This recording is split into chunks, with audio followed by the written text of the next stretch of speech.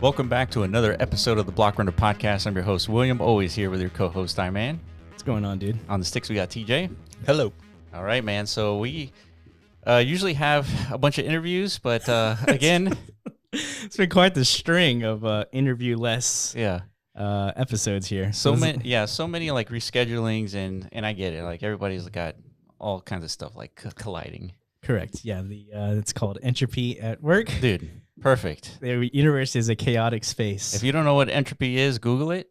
Yeah. But we've been talking about it for a number of weeks now. Yeah, I just wanted to throw you a little physics bone. Thank you, dude. It's been like a couple of weeks since we've mentioned thermodynamics. I need some sensibility. I'm like scratching at for any like sensibility out there, dude. I know you're oozing at the pores right now. It's like, where's my physics thermodynamics chat?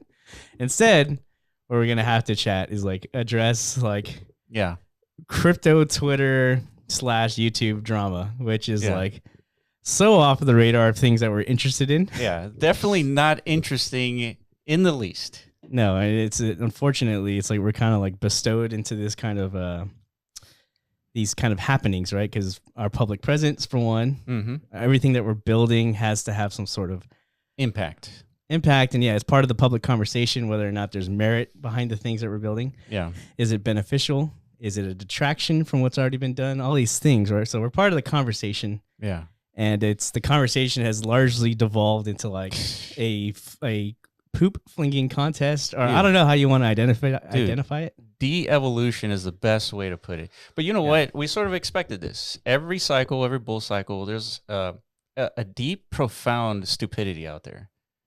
Yes. And that stupidity largely comes from bag bias, which to me is the most fascinating thing of all this. Is like people can push tokens and projects just because they hold the token, even though it's like a baseless, useless token, but they'll pump it anyway because they hold some of it. Yeah. It's wild. And a lot of times, like 99.9% of the projects that we talk about, we hold 0 tokens. Why? For no reason. We don't have a lot of money, first of all. And second, we can't like, purchase a bunch of tokens and then talk about it and like pump our bags. Like, what's the point? Like we talk about stuff that's interesting. Right. But yeah, so that's just us. But like this activity of like communal bag bias and pumpamentals and stuff like that, it is actually one of the killer features like of like Web3 and tokenization of things. Yeah, such a good point. It really is. And Yatsu said it best like recently, if you know who Yatsu is, Animoca Brand's founder. Yeah. He's like, I guess like the biggest thing about like crypto tokens is like they're proxies for network effect, right? That's how he says it. Sure. Right. One of the most difficult things to achieve in like, in I don't know, in business and in human consciousness, I guess, is like a network effect. Some sort of idea propagation that actually like captures enough support and attention from other people. Not only that, what you're talking about could potentially save humanity. What? Right? Remember we interviewed Jacob Steves, the founder of BitMaps? Yeah. And he was like, you know what? It's not going to be technical implants in our brain that's going to save us from AI. You know what it is going to be? A token, right? Because it aligns the incentive mechanisms of humanity and the AI. Pretty much, yeah. So that's what we're seeing, like a repropagation of that continually in this like whole Web3 ecosystem and space. So yeah, of course that gets like it's just like it's a double-edged sword, right? People can use that for positivity or negativity, right? And that's right, yeah. But nonetheless, so yeah, you have to deal with the consequences of that. Like human beings are like the most emotional creatures, dude, and it can result in very like ugly behavior, I guess. I don't know how else to say it. Where people all of a sudden they're putting out false accusations on others. Yeah, they're intentionally putting out misinformation, and the motivation behind it all is because, that other camp over there is potentially like in competition within our camp, because they're competing for that network effect race, right? Like who's gonna build, who's gonna aggregate the most interest, because they're all shared the same collective pool called humanity, right? Without realizing the actual scope of like humanity. It's pretty tremendous and massive, right? Like, it's way bigger than crypto. Yeah, it's huge. So you don't have to like put that much effort in trying to like basically like divide. Yeah, dividing everything else that's being attempted. like in the space, and like only one way is like the way, right? And it's my way. It happens to be my way because I happen to be like financially motivated. That's right. To kind of like garner this type of support, right? So that is largely the thing that is kind of polluting right now the ordinal space, and it's driving a lot of that negativity in our direction, right? Because we're part of that space, right? Yeah. And the only reason we're talking about it is because so many in the community members are asking, is like, hey, what are your thoughts on this? And like constantly hitting us up. I was like, what are our thoughts? Yeah, your position is always like, dude, it's like we're just building and we're just talking about things that we're interested in. Like, that's right. So it's like if people don't like that and they become like hateful as a result, like let's just ignore that and let's just move on. Yeah, because it really doesn't matter if people hate it. Yeah. Like it's our vision of how we think a community is going to form, right? It's going to be via bitmaps or via DMT. And that's it. If you disagree with that, the good thing is you don't have to buy any of this stuff. You don't have to inscribe it. You don't have to participate. You can just ignore it, and that's great. Good for you. Yeah. Right. But to actively hate on it, I mean, that's just a waste of your time. And that's why we essentially ignore that stuff. Yeah. So yeah, I guess there's been some, I don't know, just attempts at discrediting, I guess, our intentions or motivations. Yeah. With everything we've done with DMT and the NAT framework and stuff, it's a lot of it is coming from like the BITMAP community, actually. Well, something that I think what's pretty evident that we've provided a lot of support. But people have a short attention span, right? They'll forget. As a matter of fact, I saw someone in the DMs saying like, the block runners never even supported BITMAP in the first place. And then I just like replied with it with a face palm. I was like, these are the things. This is why it's better just to kind of ignore this stuff because it really doesn't matter. Mm-hmm. These people that are complaining are not actually building anything. Yeah. Right. And those people who are not complaining, they're just like, looking at what's happening and then trying to, look for drama. Mm-hmm. Right. And so that's another set of people. Yeah. Right. Because they're looking for some entertainment and drama. And like that to me is a little boring. Yeah. I don't know if that's like 100%. If the motivation is just like, let's get some drama going because we're bored. Yeah. I don't think it's just that. No, it's not that. It's just inaccuracies eliciting this. Yeah. Like motivation, I guess. Correct. So, I mean, we have a lot of things happening at once, right? Like DMT. How long has it been? Like since November? November 20th. Yeah, a lot has happened. We did the NAT token as like a demonstration. This is how you deploy a non-arbitrary token. Mm-hmm. With the Git book release and everything like that. It got index support about a month later. Yep. And then trading began. It quickly became like one of the top fungible tokens in the Meta protocol Bitcoin space. Yeah, and it still is. I mean, it has like 19,000 holders or something like that. Yeah, it's pretty impressive, like what's been done, right? So during that whole phase, there's people like, saying like that this is not good. This is like something that should have been exclusive ability for like BITMAP. Yeah, let's talk about that. Yeah. So, okay, it should have been exclusive to BITMAP, like the whole thing, the whole framework. It should have been exclusive. How does one propose that we maintain that exclusivity? You mean like enforce? Yeah. Like maintain how do you enforce this? Yeah, what you mean is like the actual like gatekeeping of data within like the BITMAP block. How do you actually technically enforce it? I don't know. I'm sure you've wrestled with this idea. Yes, I'll tell you the answer. You can't. Yes, please. Okay. You can't enforce it. You want to know why? Yeah, because we were able to do DMT. That's why. Yeah. And if we didn't do it, somebody else would. We're not the only smart ones in the class here. Yeah, we're definitely not the only ones who's gonna like look into Bitcoin data and be like, you know what? Like, there's some potential. Yeah. Like that can be leveraged here. Yeah, definitely not. We're not superhuman in any way. We didn't come from the future. Correct. Yeah. So that is, I guess, what you're saying, the proof that it isn't like technically enforceable. Now, there's a lot of things that can be technically enforced that is like a result of like BITMAP ecosystem development. Sure. Yeah. Right. Like a different, like a deployment stack that is like native to BITMAP. Yeah. Right. It can be architected in a way like that only BITMAP owners have some sort of deployability rights for this type of content. And the only reason why that's even possible is because it's part of the Ord wallet protocol called parent-child inscriptions. Yeah. Right? If that didn't exist, you couldn't even enforce this without that technology. Correct. Right? Because it exists, we're leveraging it. And all of a sudden, if you hold a bitmap, you can inscribe block drop tokens, right? That is specifically for bitmap ecosystem, right? The thing that some claim that we don't talk about anymore. Bitmaps? Bitmaps. Yeah. We've only said bitmaps like a zillion times in this podcast. Yeah, I think we've talked about bitmaps a lot. Yeah. I don't know. I mean, I might be you might be biased, dude. I don't know, dude. We've talked a lot about bitmaps. You're just a block runner biased. We've talked about it in so many different like facets. We've tried our best to inject our own personal experience, like many years of developing in the metaverse space. We've seen it all, literally. And we're actually actively not just building, we're building openly. We discuss these things that we're working on, and the people who are throwing like these types of attack in our direction are the ones who are not paying attention, right? And the ones who are not building anything. That too. For the record, guys, I just pulled up the bitmap playlist on our YouTube. 45 videos. 45 videos, dude. Oh, that's it? That's nothing, dude. Yeah, 45 videos. Can you like calculate like an average, like I guess like minutes? Yeah, how many minutes is that? How many minutes of like? I guess average 20 minutes 20 each. Minutes. Yeah. Yeah. Or 30 minutes maybe. There's some like bangers in there that like we just couldn't keep it within the 20-minute like time frame. It's like we just got to keep going, dude. We're trying to cover it all. Yeah. We're trying to talk about all the developments in BITMAP. Did you know that we're more than just a YouTube channel? We also built Mscribe, the first inscription platform built from the ground up for the metaverse on Bitcoin. Connect your bitmap ordinals and use our tools to bring your community into the virtual realm.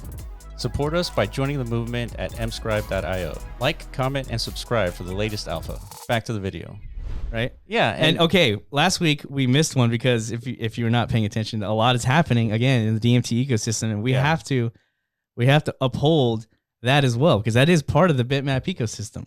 It is, and it's 100%. Designed to integrate within everything that has happened to bitmap and support like a main component to that digital economy. So a lot of people don't understand the complexity of digital economics, and they don't understand it has to come from varying sources. It's not just Satoshi Nakamoto does this, and therefore that's what the metaverse is going to proliferate. That is not the metaverse, guys. Correct. You guys have to like understand the scope of what the metaverse actually is. Yes. It's not Satoshi. It's not. Sorry. It's a good ground framework to like get the wheels in motion for these components to kind of come in place. Yeah. DMT is one of the facets of like what can make up an umbrella metaverse that incorporates many different individual components. I feel like this is obvious, man. It's not. Obviously not. It has to come from either like from somebody, again, and it goes back to this bag bias thing, right? You know, somebody's contributed. Let's talk about Jeff. Yeah. Merlin. Sure. He's contributed quite a bit. He's one of these facets to the metaverse umbrella that is what Satoshi set forth, this bitmap thing, right? He came up with his own ecosystem contributions, VRC 420, right? The content standard of the metaverse. Now it's like people have benefited from like being early to that, right? Sure.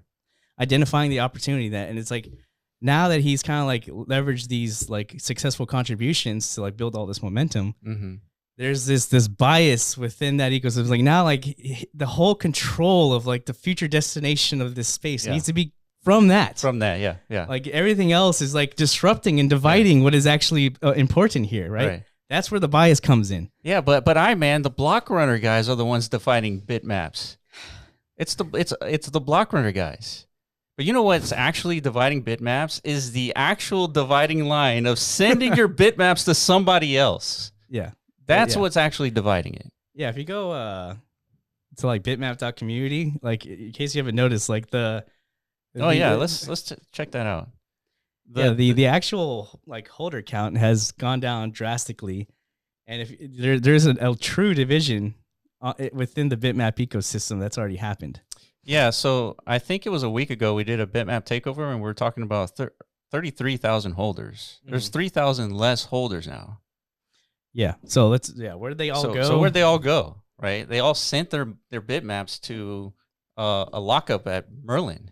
Another walled garden ecosystem, essentially. Yeah. So that is like the fractionalization of an ecosystem, right? That's what we've seen so many times in like, you know, Web3's past, like in the previous attempts at building a metaverse. Is like, let's divide these different attempts at building metaverse infrastructure and stuff into pockets of silos. Yeah. Right. And then therefore we're creating this like these things that don't like cohesively align, I guess is what you could say. Right. So I guess there's a lot of this whole sentiment is at stake. It's like, which is going to be the actual most cohesive alignment mechanisms, I guess, like out of all the ones we have to choose from right now. If you recall, like at the beginnings of a bitmap, what was the infrastructure component to like enabling all this to even happen? It was Track, wasn't it? That's right. I mean, we were there covering it. Satoshi Nakamoto and Track was extremely early to bitmap. I mean, we were talking about bitmaps when it had 300 inscriptions. Yeah. And Track and Benny, they saw value in bitmap as well, and he started to index it. He's among the earliest to support bitmap as well. And so, I mean, these are the people that come before the wave. Those are the ones that you should trust, not the people that come after the wave. Because by the time that people come after the wave, anytime the price goes down, all of a sudden there's panic. It's like, oh, it's the price is going down because of DMT. That's why. Yeah. Right. But because people who bought after the wave, they bought when bitmap was like at $250. Right. And so now they bought at $250. Now it's worth $100. They're like, oh, it's because of the DMT guys. Right. Yeah. Yet we have bitmaps since they were $1 each. That's right. Right. So, I mean, we don't have like that limited perspective. Yeah. Because we didn't buy bitmaps at $250. Right. And so this is the result of having this bag bias, is that all of a sudden you hinge your entire existence based on whether the number goes up or it goes down. Like that, there's going to be competitors to literally every token that you have in your wallet. Yeah. And as a result, you're going to have this FOMO, this FUD mentality, all this like perspectives because you're holding this token. You know how to avoid that? You hedge. There's an actual word to minimize this emotion. I guess if your emotion is completely reliant and dependent on like the number go up metrics of like this ecosystem. Yeah, you're right. That is like the de facto practice to mitigate any kind of risk. It's like maybe you're actually wrong. Maybe bitmaps isn't going to be the biggest metaverse in the universe. Maybe it's not. Maybe it's going to be something in the DMT ecosystem, even though bitmap is a DMT token. Yeah.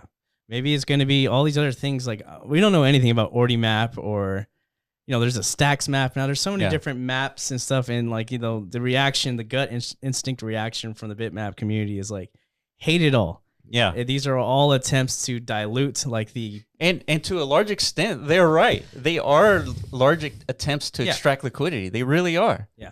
But that doesn't matter, right? Yeah. It could still get traction. One of them might not be. Yeah. Yeah, one of them might not be. One of them could actually be like, they could have a better idea potentially that we haven't explored that provides an even better like foundational framework for metaverse development. We don't know. Yeah, there was a bunch of metaverses on Bitcoin before BITMAP.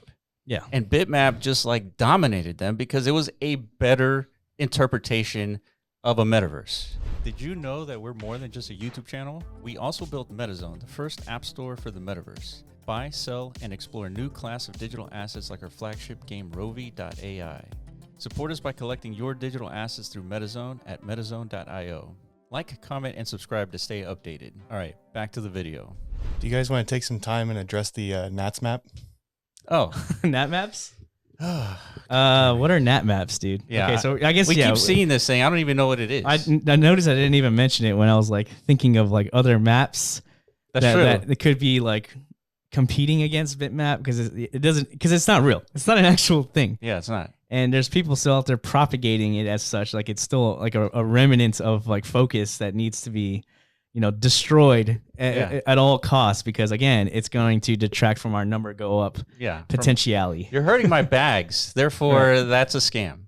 Yeah, without doing the actual due diligence of whether or not, and the due diligence was like, this was debunked months ago. Yeah.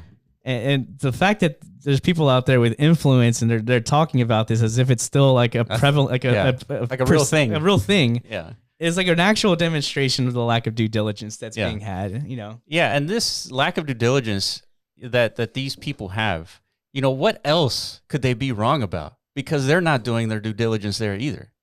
Right. Or like how much of an influence is that bias? Like navigating their decision not to do the diligence, isn't more like, I don't need to do that due diligence because I've already made a decision beforehand. It's like, I already had made the decision to attack this thing because, it is in opposition to what it is that benefits me. Mm-hmm, that's so right. I could say whatever I want in context of that, right? It doesn't matter if it's true or not. That's right. Let's just galvanize all this, this attempt to try and devalue or diminish whatever it is being done outside of what's important to me. Also known as bag bias. Also known as misinformation. Also known as shit flinging. Yeah. Also known as it's wasting time. Things that are not interesting. Yeah, it's just I don't know. So what is the story behind NatMaps there? So you have to go back in time. Well, so we launched NAT, the token, the ticker, and I think 2 or 3 days after that, Ordinal's Wallet swooped in and they're like, "Hey, you can mint NAT over here."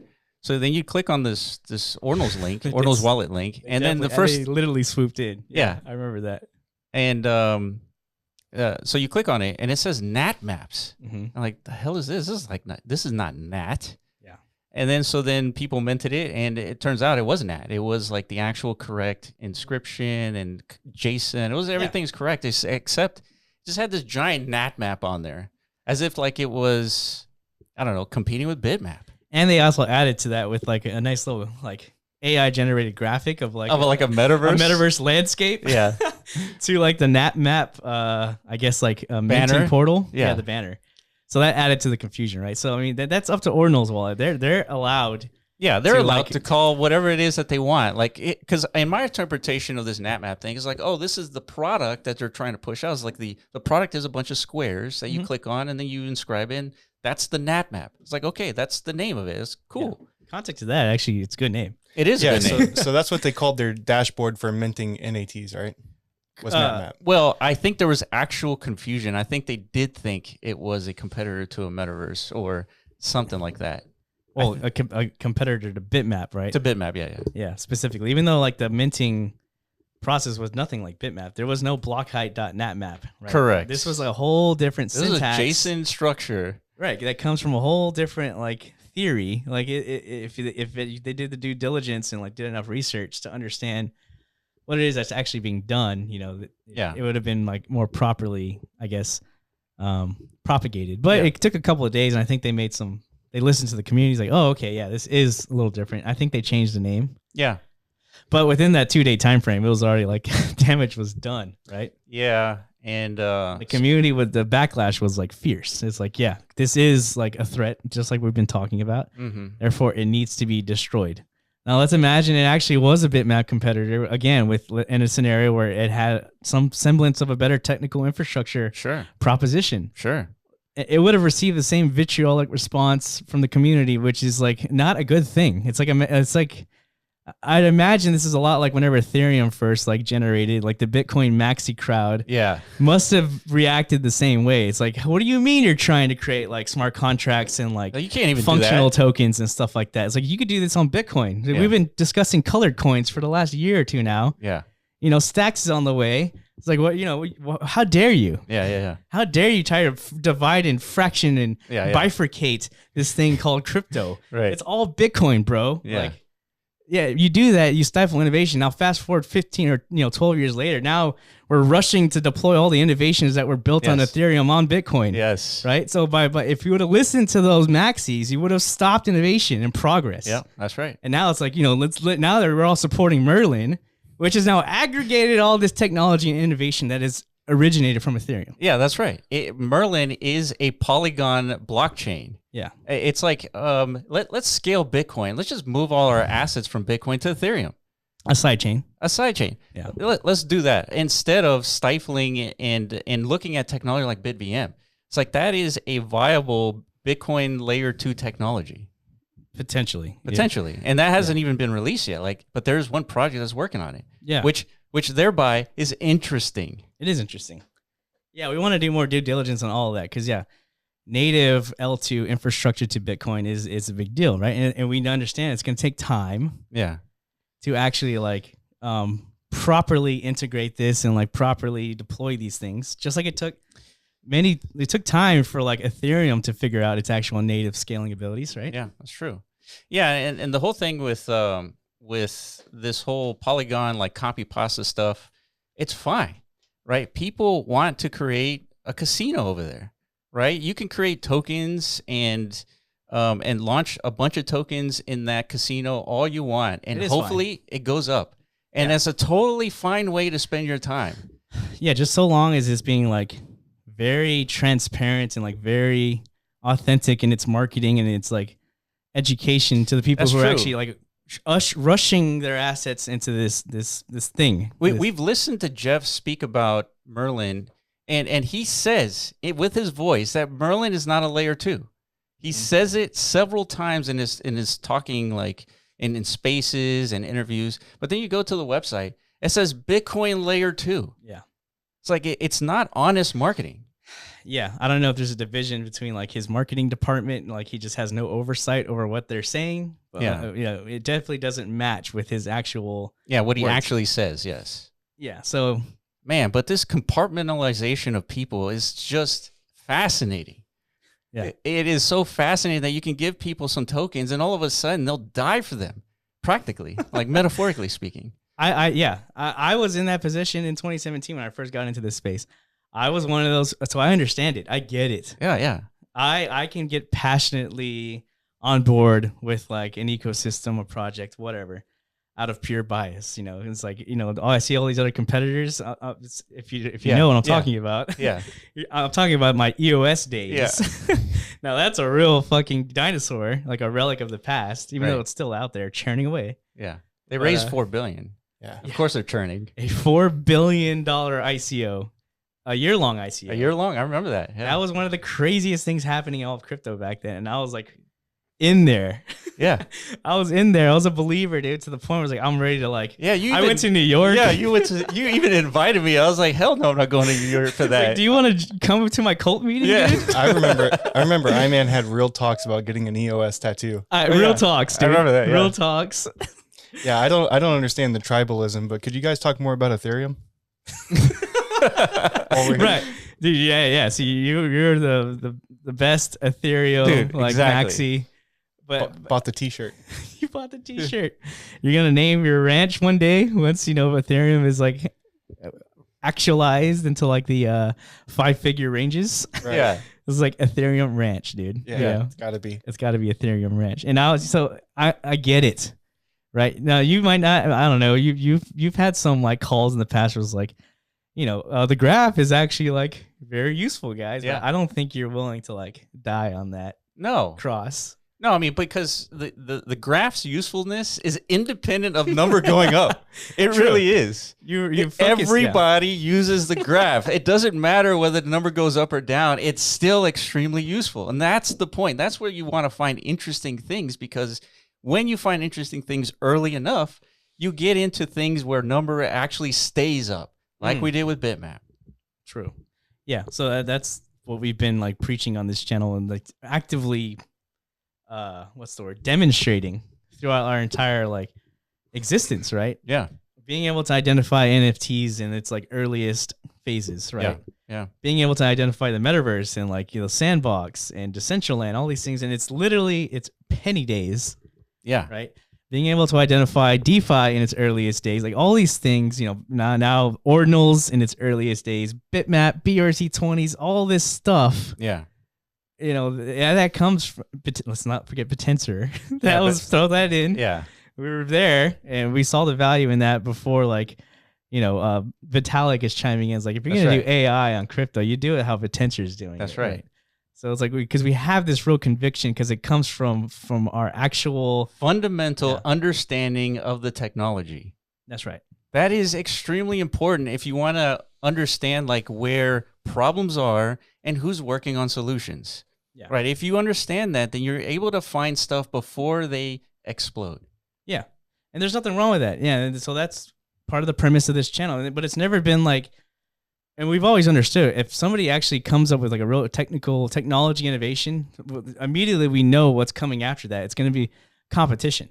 100%. And we always say it works. Yeah. It's like anytime anything emerges, like we're telling our audience, like, guys, expect like 100 different copycat versions of this. Yes. Some of them might actually be better. Some of them are clearly going to be scams. Yes. So PSA, don't buy any of this. It's just like very entertaining to observe it all come like roll out. Yes. We said that about ordinals. We said that about BITMAP. And what happened with, there's a pandemic of ordinals. Inscriptions everywhere. Inscriptions are responsible for a lot of the activity in most of the other chains. Yeah. Right. And then we have like this map explosion on all these other chains as well. We predicted all these because we know how the systems work. We know how the mind works. Correct. We know what people are going to try to do. They're going to try to grift. They're going to try to extract liquidity. And a lot of this stuff is not genuine. BITMAP is genuine, right? Because it just came from a guy who had a really thoughtful idea about using blockchain data, and nobody paid attention to him until he pinged us. Yeah. Nobody. And then literally nobody. Yeah. I mean, he hit up Leonidas and Trevor. He hit up everybody, and then he hit us up. Yeah. And then that's when we talked about it, and then it exploded from there. Yeah. So, but we don't talk about BITMAP, though. Yeah, never. We've never mentioned BITMAP. That's not on our radar. That's not on our focus. We give 0 fucks. Yeah. So, but yeah, the thing I wanted to add to that is like, the thing that we don't do is engage in this like fucking shit flinging nonsense. It's like it's okay for competition. It is. It's okay. Like there's no reason. And if you could do comparative analysis all day long, but you don't like, especially do things like, I don't even want to drop names, like architect lies and like try and dox people about like personal meetings you've had with them and stuff like that, and try and paint them out to look like bad people and stuff like that. That is very. It's ugly. That's bad. That does not look. It's not a good look. It's not a good look for you, man. Not for just you. Like the whole fucking thing. Like if you're an outsider looking in, that's true.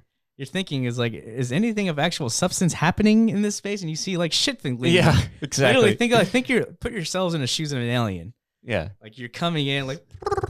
Or your little UFO spaceship. It's like, let's see what's happening on Bitcoin. It was like shit flinging only. It's like the best place to kind of like understand is like the YouTubers, right? And they're fucking throwing shit at each other. Yeah. All day. It's like, yeah, you know what? Let me like not go there. Yeah. Let's go back to Web 2. Something. I don't know. But yeah, it's not a good look. It's not healthy. And again, it stifles innovation and progress. It's like, it's just not good. But it is like an innate component to human beings. It is humanity. And I feel like that's probably the most fascinating thing about this is that we can easily be manipulated, right? It's very simple. Not just manipulated. Yeah, manipulated and like I guess manipulated is the right word, but exploited in a way. Yeah, manipulated and exploited. Yeah. Think about it. How was Hitler able to like convince an entire generation of like his atrocities, because people believed in what he believed in. Yeah, I'm not saying crypto is Hitler or anything like that. No. I'm using that as an example of like the human condition of like humans are susceptible to manipulation and exploitation. Yeah, I mean, and that is like the end of the spectrum of like how egregious it can go. Yeah, 100%. Like crypto is like probably somewhere in the middle grounds where it's like, you know, these tokens can be leveraged to like liberate humanity. Right, but they can also be used to like scam everybody. Well, yeah, that's what I mean. Tap into those, whatever those neural connections, those components are within us that like drives us to fling shit at another person. Yeah, right. Like that is the dangerous part, and that is the frightening part of all this. Is like something as innocent as like a fucking digit on a screen. Can be harnessed and like, you know, inspire this type of activity and behavior. Yeah, that's fascinaning, dude. You find it? I find it truly frightening. It is frightening at the same time. I agree. I didn't know where you're going with this one, but I'm glad it came out for the best. Yeah. As soon as I said Hitler, I knew like, you're like, your radars. But sometimes it's important to like, you know, analyze history I like to do. I mean, Hitler is the most egregious manipulation attempt. Right. But you're right. I mean, a little digit number like on your computer screen is enough to manipulate people. Yeah. That's what's fascinating. Correct. Yeah, I guess I'm also fascinated by it too. Yeah. I won't lie. It's crazy. Cryptocurrency, this whole Web3 thing, it's one of the more, you know, like if you're into psychology or this is all psychology. Sociology, maybe, I don't know. Human studies. Yeah. This is one fascinating realm to kind of like observe and like, you know, understand like what it is that makes us do these types of things. Right? Yeah, I mean, if we were to take a position on anything, we would be block data maxis. Now describe that. It's in the same way that I would say that I'm a physics maxi. You're definitely a science maxi. Ever since I've known you, Yeah, like my whole life, and I've known you since I was like a little youngling. Yeah, and you've always been this guy who's had this like very like I was like the man of science guy. Just objective approach. It's like you don't want to deal with anything that's outside the realm of like provability and like which is science, right? Like it's it's because it's verifiable, right? That's the word. I said provability. Yeah, you know what I meant. Yeah, it's verifiable and scientists, not linguists. And because things are verifiable, you can stand on that position and when the facts change, my mind changes, right? And so if Pluto no longer is a planet, well, and the scientific community agrees, and Pluto is no longer a planet, it is what it is. Stop you right there, Will. How dare you disrupt my my nostalgic childhood? Dude. Right. You can't do that. Yeah, I am biased. I grew up with a fucking blanket that had Pluto on it. Right. Yeah, How dare you disrupt my reality? And that's a remnant of like our ability to like to be tribal, right? We shouldn't be tribal about things. We should be objective and independent and look at things objectively, right? And if BITMAP is going to have a competitor, let it compete. Yeah, let it compete. And the invisible hand will decide which is the winner. Correct. Right? And if there's two winners, like there's Apple and Microsoft, well, there's two winners. Yeah. And then as a result, we get like better products. Exactly. Right? Because look at Apple just put out like the biggest fucking like technological like product. Well, like the biggest like fire under like Meta's ass, and whoever the other's ass is attempting to like play in this metaverse hardware arena. Yeah. It's like, okay, Apple clearly isn't fucking around. Oh yeah, they're definitely about it. So it's like we better step up our game. Yeah. Now we all collectively must innovate and push the ball forward. Right? Not like it's like, oh, it seems like Apple has like the best thing as of right now, so like, the rest of us just close up shop. Yeah, right. There's no need for that. Right? Yeah, free markets are the result of our like economic abundance. There's a reason why we're in this current state, right? It's the free market dynamics that like that have been introduced into our society. Yeah, think about being Mark Zuckerberg right now. You see this announcement from Apple. It's like the $3,500 headset, and what the result of this is that you get more sales of your $500 headset. You want to know why? Because now we have a huge camp of Apple talking about VR headsets. Yeah. And they're like, well, some people look at it as like, yeah, I can't afford $3,500. That's right. But you know what I can afford? That $500 headset, and that's good enough. It's almost there. Yeah. It's good in context of the price differential and like what I can afford. Yeah. What I can. It's a good product. That is the product for me. Yeah. Right. And now we have like a market with different demographics that are being supplied. It's like, it's beautiful. This is what economics looks like. Yes. Right? Yeah. Competition. Yeah. And builders. You have more people coming and making apps for these places. Yeah. Now all of a sudden the metaverse becomes like a real possibility. Correct. Which is hyper relevant to like this BITMAP discussion. Because again, like if you go back and read the original BITMAP theory, BITMAP is a metaverse like visualization standard rooted in the data, I guess derivative data of BITMAP block data, right? Sure. Yeah.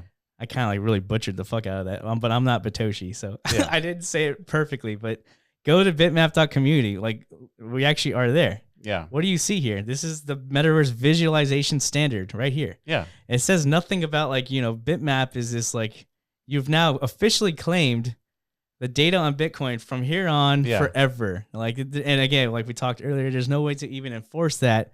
So the fact that people are going around with that delusion in mind, it's wild, dude. It's wild. It's so wild how you can assume that by owning a block on BITMAP means you own all of the data. Yeah. No one else can do anything else with that data. Nothing. You have to like, sign my wallet. Yeah. Because I own this BITMAP, and like then you can get access to things. It's like dude, it's so wild. It's not. And it comes from a lack of understanding of how this technology actually works. How does Ordinal's wallet work? Mm-hmm. How does the Ord wallet work? How does inscriptions work? Mm-hmm. I remember when we first found ordinals, and you were buying some tokens, and I'm like, I mean, how do you actually transfer these tokens? Like you said, well, you have to create a transfer inscription. I'm like, what? What do you mean? I have to create another inscription so I can send these assets?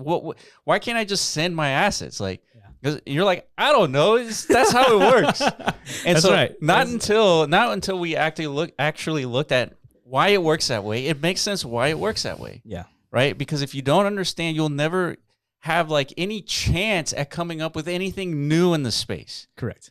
Right? All you're doing is just talking, and you're not innovating, you're not building. And if all you do is talk, you'll never deeply understand how this stuff works and never be able to introduce anything new. And that's what we do. We try to find stuff and understand stuff specifically so we can do something with it. Yeah, we have to. Like, we have to be on this bleeding edge of the technology, the infrastructure, because, you know, we're not only we're users of it. Yeah, right? we're users. We're builders. Right. Yeah, we're users, but now we have to by force contribute to it to actually get to the end result product that we have in mind, that we have envisioned. Right. We have some tremendous visions. We've always had very high ambitions for this metaverse space. Yeah. And it was as difficult as it was on Ethereum landscape. There's so many things technically that were like not in place, and like we spent so much time trying to like solve these things. And then we, you know, coming to Bitcoin, it just adds an even more complexity layers of like difficulty to actually achieve the grand vision. Right? And it's like, fuck. Yeah. But it's okay. Right. Yeah. That is kind of like the point of all of this, right? Yeah. It's like, you don't just talk about it. Like, you have to contribute to it, because otherwise it never comes to fruition. Right? Yeah, that's right. It doesn't. And that's why we work on building BITMAP OS, because we are trying to actually make this into a 3D environment that looks exactly like this map, right? You jump into this thing, it looks like this in 3D. And you can actually deploy content on here. That's the stuff that we work on, because we believe the metaverse is going to be a $1 trillion ecosystem. And again, if you actually read bitmap theory and understood it, you would understand like bitmap OS is the actual application of what it is Satoshi Nakamoto said that a bitmap is, right? It is what you're actually entitled to as a bitmap owner is the parcelization of a bitmap. These little squares within these bitmaps, you have the rights to that. But why don't you just go to Bitmap Game and just look at a giant square? Oh, I mean, I could do that too. Yeah. But that giant square doesn't actually represent the parcelization. Right. Yeah, agreed. It's not. So it's insanity what's happening, dude. That whole thing, it's a wrapper around the theory. It's not an actual application of it's not bitmap. It's not. It's a derivative like application to bitmap theory. So it's not bitmap. So bitmap OS is actually like us attempting to make Satoshi Nakamoto's vision come to reality. To actualize Satoshi's vision. You guys mean to tell me you guys are building on Bitmap? No. That's not at all what we're doing. I didn't think so. Yeah, we're just talking, dude. Yeah, we just talk, dude. We don't do anything. But certainly not about Bitmap, though. No, definitely not. But we do talk about DMT, though. We do.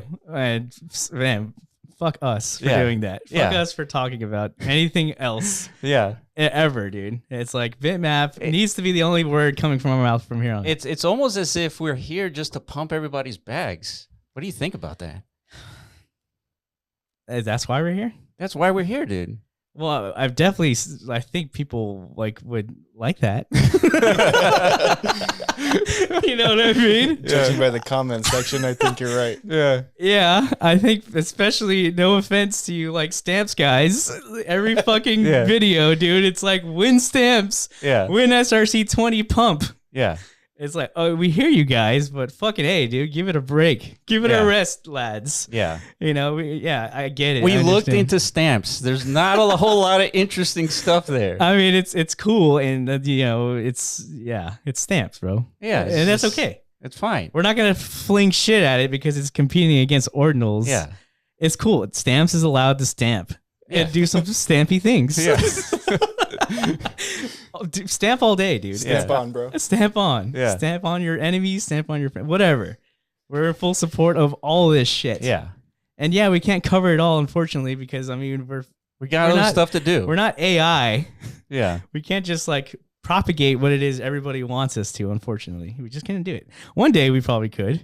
Yeah. If we could wrap our, make a personal AI. Yeah. And then you can just go to our Blockrunner website. It's like, what hey, Blockrunner guys, what do you think of stamps? And then it'll give you like a sensible reply. It'll create like an AI podcast, like of us talking about stamps. Yeah. Then you don't actually need us to say anything anymore. So like the AI will interpret our understanding of like all of Web3. Yeah.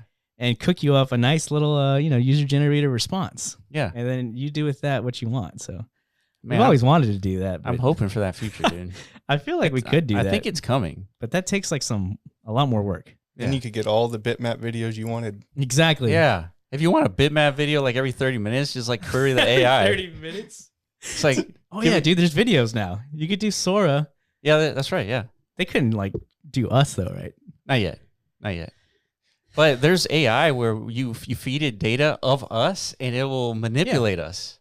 That's what I mean. Like that's a different AI. That's not Sora. No, it's not Sora. But if you use like Sora's like video rendering artificial intelligence technology, you're just combining it. Yeah, and then it's like you could literally reproduce our whole fucking podcast potentially. 100%. Oh my god, that's in actually real very time. Scary. Yeah, it's like we're literally useless at that point. We can train AI sufficiently right now just for us to like step away. Yeah, and then that's pretty cool though. Also at the same time, like if there's enough wealth of like content for us to just like upload into all this different like large language model, I guess a form of our consciousness would exist forever. Form. This video brought to you by Sora. I know. OpenAI. OpenAI sponsored, dude. Yeah, and dude, we're getting to the point in the market where people are hitting us up for us to talk about them. And we have like a moral conundrum because if we talk about projects and they do some sort of rug pull after that, or we talk about some sort of, activity that's happening within the crypto ecosystem and it turns out to be like nefarious. Yeah. It's like, we can't police everything. We can't like look deeply enough to find someone potentially about to rug pull you. Mm-hmm. Like we can't do all that because we don't know what's inside the brain. Yeah. And we're seeing that's true. This shit in real time, happening in real time. Yeah. Money has a weird way of clouding people's judgments. Like it's profound. It is. And it's another aspect that I find really fascinating that I don't know enough about like sociology and psychology and like how this like really affects the mind. But man, it's insane watching it like break down live. Yeah, we're unintentionally like PhD candidates in like sociology and psychology just by being persistently involved in this space. It's like we have such a deep perspective of like the human condition because of this. Like we get to see and marketing is largely that. Like you become like a marketing force whenever you understand the human condition to like its expertise level. Yeah. Right? Like you can actually control the minds. Like that is actually the purpose of marketing. It's like control the minds of your consumer. Right. Right. Like, so the people who are like in top positions within that realm of expertise, like they're naturally good at that. They're natural manipulators. Right. Yeah, and then guess what cryptocurrency and marketing is largely driven by? Yeah. Marketing and hype and all these things, Twitter. Yeah. It's just, that is what it is, Yeah. Man, that's one of the ugly things about crypto is the marketing part because man, people push out like the bluest and the prettiest like rainbow skies for their token project and people continuously fall for it. That's another fascinating thing. Like this whole space is fascinating for like a million reasons, not even just the technical stuff. The most fascinating thing are these meme tokens. Like we're literally seeing people in public just like spouting like non-human like interpretable noises. Just to pump their bag. Like they see the chart and then they just draw a line that goes straight up and they're like whippy. Yeah, and then profoundly they're saying, "This is my prediction." Yeah, it's just the number will just go up. Just go up. God, why? Man. Because it's amazing. Because the Slurpee gods told us. Because it feels good. Slurpee token. Yeah. Ghibli token. Whatever. Because I'm hoping my bag goes up. Right. So I mean that is very fascinating. It's like, grown adults are out there like again. Like speaking a whole different language and like, just embarrassing themselves in a sense. It's like, you know, just to kind of like get other people to do it. It's kind of like TikTok. It's like, why is everybody on TikTok out there like fucking doing this and that and shit? It's like we're all fucking dancers now. Yeah. I don't know, because like that device has like, again, like tapped into that same. It's not necessarily, for some of them it actually is like a financial motivation. Yeah. Right. So it's like, you know, how do I do the dumbest shit on earth to get the most eyeballs? NPCs, I don't think we've ever seen anything more dumber than an NPC on TikTok. Yeah, that is like the very extreme version. It's like meme coins. It's like you just have one word in your vocabulary that you just have to like perpetually repeat over and over and over and over and over again to get it into people's consciousness. Yeah. Doge that, Shiba. Yeah. I mean, and then we get like random phone calls from family. It's like, hey, should I buy Doge? Yeah. Just because so many people just keep spamming that word. Yeah. Like it actually works. It does work. It's crazy. It's actually madness. It is madness. We're manufacturing madness, you know? And it's kind of, okay, I'm frightened again. It is. There's a lot of frightening things happening here, dude. Yeah. But yeah, it's just, so maybe that's like evidence of an actual killer product, though. I'm going to like inject like a devil's advocate position. TikTok is a killer product, and it's mass producing madness in society. Yeah. Right? Amongst our children and such. They're becoming like NPCs. They're basically like, they're proxies to whatever the TikTok gods tell them to do. Yeah. Literally. Yeah. That's what today's generation is. It's like, here's the people who influence TikTok and culture. All you guys who have it on your phone, just do what we tell you to do. Yeah. Like literally someone could like flip on the switch. Like, you know what you all need to do? You need to like go on and like fucking turn on your cars in your garage and like open the doors to your house. Yeah. It's like, Challenge. Accepted. The can't breathe challenge. Yeah, it's like the monoxide challenge. Right. That's dangerous, isn't it? I feel like. But so that's madness. So TikTok's a killer app. Yeah. So like meme coins, killer app, right? Right. In context of that. I don't know. Yeah, it is weird. I imagine like walking in on your child and all they're doing is like being an NPC in front of the cell phone. Dude. It couldn't be any worse than when my dad walked in on me playing Maple Story. Like any less disappointing for him. It's like I'm sitting there killing like little pixies and fairies. It's like he's like, damn, dude, that's my son right there. Made your ancestors proud. I tried to warn you, man. I tried. What do you mean? I told you not to stop playing that shit, dude. I didn't waste like 15 years of my life. Is what you're saying? I was having a blast, dude, killing fucking, Pixies. Digital creatures, in Azeroth. Yeah. I had a fucking blast, dude. But yeah, is that any more crazy? Yeah.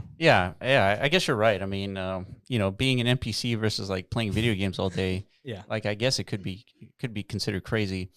It reminds me of this quote that says, "Good times breed weak men, and then weak men breeds hard times.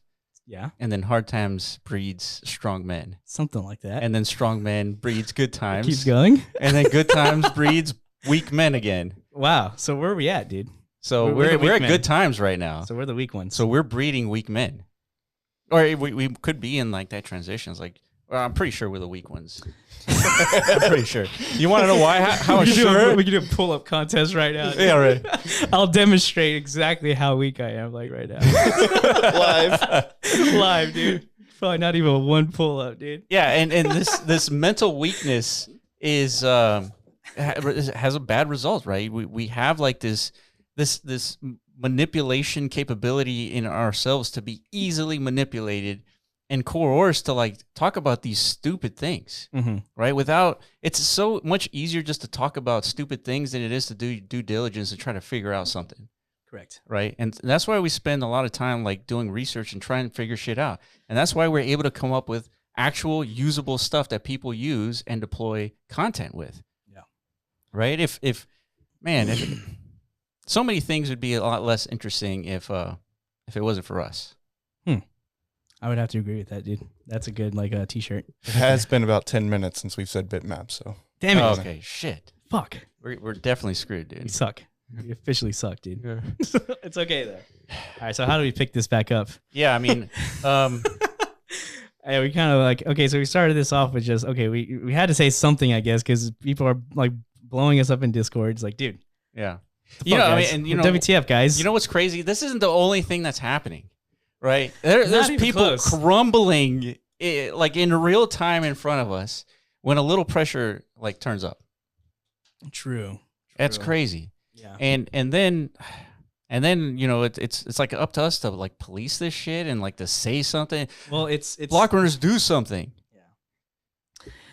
Yes. This is exhausting, man. You're speaking specifically about BitNat, right? Yeah. So there's a thing happening within the DMT ecosystem. BitNats, not bitmaps. BITNAAT. BitNats. With an S. With an S, yes. Okay, BitNats. Yeah.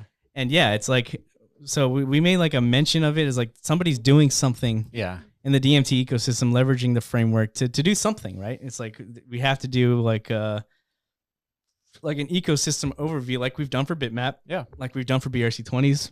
Yep. Like we've done for track ecosystems. Everything, right? It's like let's BitTensor. Let's peer into these different ecosystems that are emerging and see what's happening. Yeah. Right. So like BitNats was something that was happening, and then what do you know? A week later, it's like almost half blocked out or something like that. Yeah, this is insanity. Yeah. And then a lot of people, obviously, BitNats is a pretty complex thing, and so they blocked out. The guy says this is not how it was supposed to work. Right? It works this other way, and this other way happens to be technically extremely difficult to pull off. Yeah. And extremely expensive to do technically. But people don't understand how any of this stuff works. It's tough. I mean, this is what we try to do. We try to explain how stuff works so that we can leverage this knowledge as a community. By understanding how this stuff works, we're actually able to contribute to the ecosystem. You know who contributed to the ecosystem? Natcats. This guy basically front ran us on the update to the standard, which we should be working on right now, but instead we're recording a podcast, right? Right. He front ran us because he understood fundamentally how this stuff works. Yeah. And we helped him get this stuff on chain because it would follow the standard that we're about to release. And he did a fantastic job. Yeah, it's great. As a matter of fact, let me see if I can pull up. Let me pull up Discord, and I want to show this part. I don't think you read this, but on the Natcats announcements, it says Natcats are the first non-arbitrary artwork on Bitcoin is already incredible. However, there's another reason I'm compelled by Natcats and DMT. I think many of you have tapped into a similar realization as well. I believe that a true metaverse requires autonomous dynamics that exist independently from human control, akin to the weather, the tides, the orbit of the planets in the real world. Beautiful. Now he's cooking. He's cooking. These dynamics can be created on the blockchain using digital matter. Yeah. If you believe this, then you may also believe that activities such as inscribing UNATs on newly introduced Bitcoin blocks from your laptop or discovering the first Natcats with unreleased traits are early metaverse activities, perhaps even more so than visiting the latest centralized big tech metaverse in VR. Jesus. I look forward to exploring this further with you all. Who said that? Was it EV? Yeah, EV. God damn, dude. And then it says, thank you again to Natcats launch partners, the Block Runner and mScribe, to the team at Track for UNAT indexing, and for all the support from all of you. Wow, dude. Now that is like a fucking... Well fucking said. Dude, fucking... Can we get a clap for EV, dude? Yeah, let's... Round of applause, dude. Hold on, we gotta find that. It's queuing up. It's buffering. We gotta dust off I don't that. remember what button it was. No, not that one. God damn it. Sorry, it's this one. There we go. It's been a while. Round of applause. It's been a while, dude. It's been a dark, it's dark. gloomy couple of months, I guess. No reason to clap in the last couple of weeks until now. Because we haven't been talking about BitMap, dude. That was the mistake. That makes sense. Makes sense. But damn, dude. God. No, I did not see that. What? See, that's guy somebody who gets it. He's competent. Competent? He understands the technology and the framework. So that's why I wanted built his own script. We helped him put it on chain. And all of a sudden, everybody, as far as we can tell, is talking about Natcats.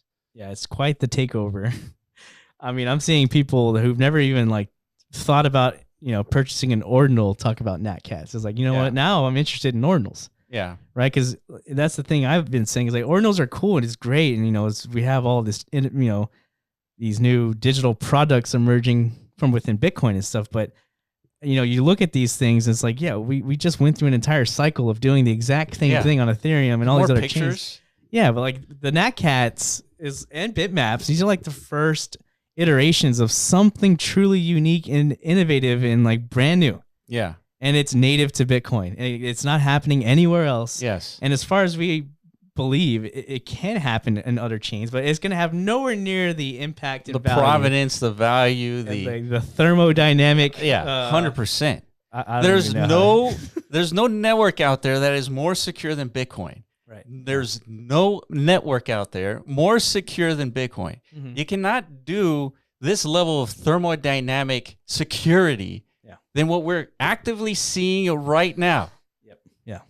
So so what we have here is like two, I guess, visions of like what a real like founder looks like. Yes. Somebody who can actually like deliver and execute and like has a vision and doesn't like fumble under any pressure and is like, that is what it takes. Some people are built for this, some people are not. Yeah. Right. We have personal experience building, in being founders in this crypto space for a few years now. Yeah. There's been tons of instances where it's like we could have easily crumbled under that pressure and it's like, man, we just given up. Yep. It's like, fuck this. You know what? The metaverse? Yeah. Kiss my ass. Yeah. Dude. It didn't work. Let's pack our bags and let's just call it a day. Right. The metaverse is never going to work. Yeah. That could easily happen. But yeah.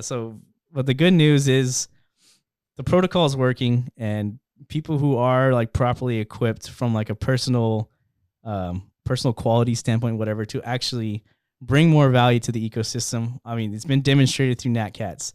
And unfortunately, with any technology innovation, it's double-edged. That's a good point. You're going to have the other version of that, people who can't handle it, people who won't deliver, people who will like disappoint the community and the ecosystem overall. This happened since the beginning of crypto's times. Yeah, that's right. I mean, we saw it on Ethereum, right? Yeah, we're seeing it in BRC20s. Mm-hmm. We're going to see it on Track. We're going to see it on DMT. There's going to be people building stuff specifically to extract liquidity from you, specifically, and that is the main motivation. That is the game that they're playing. That they're trying to convince you to partake in. Yeah, right? But some of those like are actually like the merits behind that. Like if they're actually going to deliver a real product, it's okay, right? Like, of course, it's an actual sustainability mechanism that makes sense. Yeah, but it's a double-edged sword, right? Yeah. Some people are going to use all these technologies I mentioned, Track, DMT, BRC20s, whatever. They're going to use these to build actual things. Correct. Right? Real things that are real things, right? that have no intention of rug pulling, real value, all that stuff. Yeah. But those another group of people are going to take the same technology and build not real things designed to take your money. Yeah. Right? They will do this. Yeah. That's why we always say you got to do your own research and never listen to YouTubers for anything. Yeah. Don't listen to us. Don't listen to anyone else. Yeah. Do your own research. Please. My goodness. Why is this so difficult? Well, because that in itself is difficult and it takes time. It's like, I'd rather just kick back, eat my Dominoes and 20 minutes. It's like, I know everything I need. I get that I need to know to make a decision. I'm aping in and such, but I mean, you could do that, but just understand, the risk thresholds you take when not supplying yourself with actual conviction. In other words, right. Personal conviction is a very powerful force. Like that's what it is. You see people out there doing these like experimentals. Like this is how you approach this incoming bull market.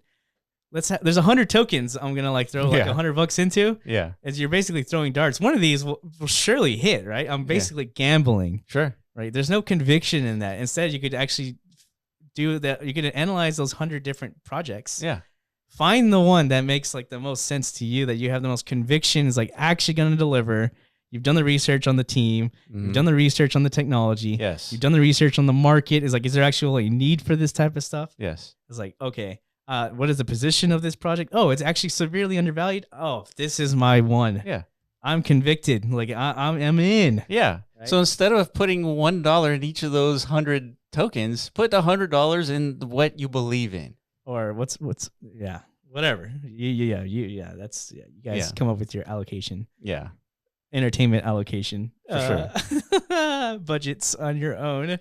You know what I mean? Yeah. So yeah, I mean, dude, this is very exhausting. That's why we try to stick with things that are interesting, because every now and then, even with all this noise, there's a couple of things that are interesting. Yeah, I agree. And one thing might be interesting, and there's 99 other things that are like a bunch of noise. Yeah, and that's the hard part. Yeah. Okay, I think we said it all we had to say, dude. Any closing like thoughts here? It's like hopefully by this, we've been saying this. Hopefully next time you guys see us, we'll be talking to somebody else. Yeah, we've been wanting to get back on that interview train because I mean, again, we want to find out what's interesting out there. Yeah, so there's a lot of people working on interesting things. Let's talk about it. Right? Yeah, so. Yeah. Well, we do need to come up with some sort of solution to like talking about projects, though, because we can't talk about projects when we have like this like explosion of stuff happening, and maybe that's like the unintended consequence of us talking. Mm-hmm. But ultimately, when we talk, it's about interesting things and not to pump anybody's bags. Yeah. Don't interpret like anything we say as like a signal. It's like, dude, this is like must ape. It's like Block Runner talked about token must go in. No, that's not our purpose here, guys. Also, this was not a bitmap video. No, this is definitely talk about bitmap. No, we hate bitmaps. This is not a bitmap video. Yeah. And failed experiment. Yeah. All that stuff. Yeah, it's been competed away. Competed away. Yeah. That's a good way to say it. Yeah. It's just out competed, bro. That's it. Yeah. It's over. So. It's over, yeah. All right. Well, on that positive note, I appreciate you guys for watching. If you have any comments, thoughts, let us know in the comment section below. Mm-hmm. And I guess if this video disgruntles you, send it to an enemy. That's right. And maybe they'll hate you for that. Yeah. It's good for them. Good for you. Them. Good for Everybody wins. Everybody wins. Everybody wins. Yeah. Yeah. Except BITMAP though. BITMAP never wins. No. Yeah. never will. Failed experiment, failed proposition, all that stuff. So, all right, guys. Appreciate you for watching, and we will catch you in the next podcast. Peace.